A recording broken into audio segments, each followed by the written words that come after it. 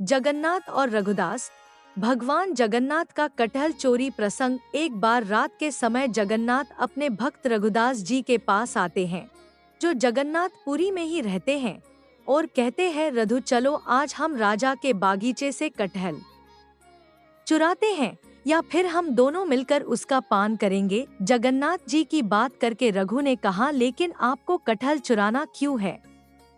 यदि तुम कटहल खाना चाहते हो तो मैं राजा से कहकर आपके लिए कटहल लाऊंगा। लेकिन यह सुनकर जगन्नाथ जी ने कहा, नहीं रघु, ऐसे तो मुझे हर दिन सभी चीज मिलती है, ऐसे तो मेरे पास किसी चीज की कमी नहीं, ऐसे तो मेरी मैया यशोदा मेरे लिए इतना माखन मलाई बनती है तो खिलती है, लेकिन फिर भी माई गोपियों के घर माखन चुराने जाता हूँ। पता है क्यों? क्योंकि चुरा के खाने में जो आनंद आता है उसका स्वाद ही कुछ अलग है। इस आनंद आसानी से मिलने वाली चीजों में नहीं मिलता, इसलिए मैं चाहता हूँ आज मैं तुम्हें भी इस आनंद की अनुभूति कराऊं। रघुदास ने कहा, नहीं, मुझे ऐसी कोई अनुभूति नहीं करनी। अगर राजा को इस बात का पता चल जाए तो वह आपको कुछ नहीं कहेगा, लेकिन मेरा क्या होगा ये सोचा आपने? रघुदास जी के बार बार मना करने पर भी जगन्नाथ जी उन्हें कटहल चुराने के लिए विवश करने लगे। आखिरकार रघुदास जी क्या करते, थक हार कर भगवान जगन्नाथ की बात मनानी पड़ी। और फिर क्या था, भगवान जगन्नाथ या रघुनाथ दास जी चल पड़े राजा के बाग से कटहल चुराने। दोनों बगीचे में पहुंच जाते हैं और एक बड़े पेड़ को देखते हुए जगन्नाथ जी बोलते हैं, देखो रघु, ये पेड़ कितना विशाल है, कितने सुंदर कटहल लगे हैं इस पर। तुम इस पेड़ पर चढ़ जाओ, मैं यहाँ नीचे खड़ा हूँ।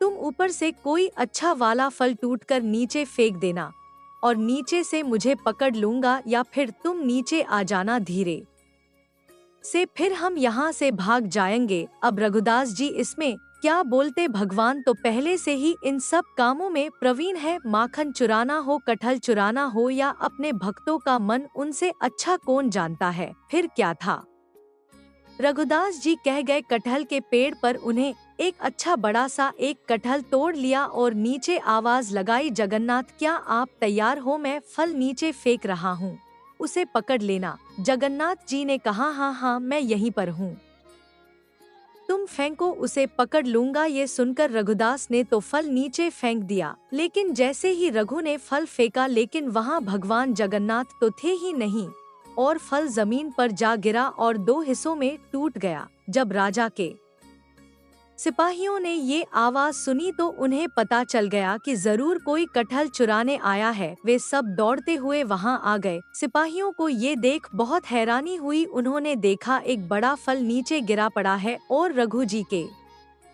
ऊपर बैठे हैं। सिपाहियों ने तुरंत जाकर राजा को सूचना देते हुए कहा, आपको सूचित करना पड़ रहा है कि आपके बगीचे में आज रघुदास कटहल का फल चुराने आए थे और अभी भी वो पेड़ पर बैठे हैं। यहाँ सुनकर राजा को भी बहुत आश्चर्य हुआ कि रघुदास जी कटहल चुराने कैसे आ सकते हैं।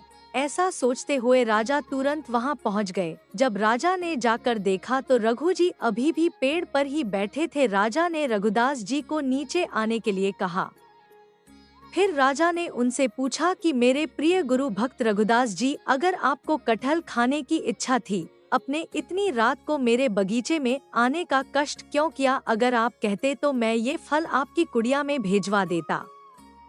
अब रघुदास जी क्या उत्तर देते? उन्होंने राजा को जगन्नाथ जी की सारी बात बताई कि किस प्रकार जगन्नाथ जी ने उन्हें चोरी करने के लिए कहा था और फिर वो खुद मुझे यहाँ अकेला छोड़ गायब हो गए। राजा और सिपाही सभी लोग हंसने लगे। सभी लोगों ने जगन्नाथ और रघु जी की इस लीला का आनंद लिया। राजा भव विभोर होकर रघुदास जी के चरण में पड़ गए और अपने इस बात से खुश होकर कि भगवान को मेरे बगीचे के कटहल इतने पसंद है, उन्हें पूरा बगीचा भगवान जगन्नाथ जी के नाम कर दिया। और आज ही जगन्नाथपुरी में भगवान जगन्नाथ को उस बगीचे के कटहल का भोग लगता है। मैं आशा करता हूँ कि आपको यह कथा पसंद आई होगी, और यदि मेरे इस चैनल देसी सुविचार पर नए हो तो चैनल को सब्सक्राइब और वीडियो को लाइक और शेयर जरूर करें। साथ ही कमेंट बॉक्स में जय जय श्री कृष्णा लिखना ना भूले।